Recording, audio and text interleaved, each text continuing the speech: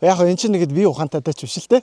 Зүгээр нэгдүгээр тэн чинь нөгөө хүнээр юм хэлэхийн тулд ажлын даалгавар маш тодорхой өгөгдөх хэрэгтэй.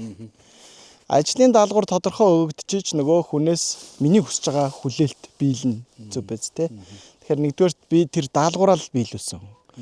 Үндсэндээ манай өрхийн хэрэглээнд хэдэн киловаттын тог зарцуулд юм бэ гэж.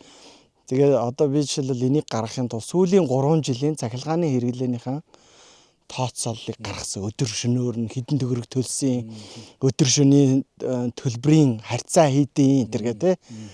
Ингэж харж ийж нийт гэрт байгаа цахилгаан хэрэгжилж байгаа бүх төхөөрөмжийнхаа хүчин чадал энтрийг өөрийнхөө хэмжээнд тооцож байгаа байхгүй. Ингээд тооцоод одоо ч тэгээ юм сайхан болчихч л те. Тооцоолол бүр бархаа ойлгох юм бол нөгөө надаас ухаантай ChatGPT хахаас асуугаал. Тэгээд ингээд бит хоёр хавсарсаар гад нэг юм гаргасан. Тэгжиж нөгөө очиж асуулга асууж байгаа байхгүй. Тэгээ мэдээж эн чинь нэгдүгээр гэрийн даалгавраа сайн хийн. Тэгээ гэрийн даалгавраа сайн хийсэн хүн миний одоо хүсэж байгаа ямиг хэн нийлүүлж чадах вэ гэдгээ дараагийнхан судлаа шүү дээ.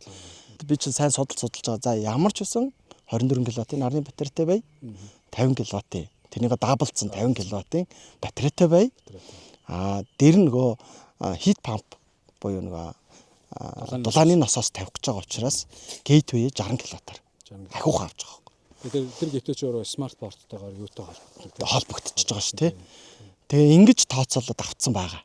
Тэгээ одоо энэ өвөл бол манай туршилтын өвөл.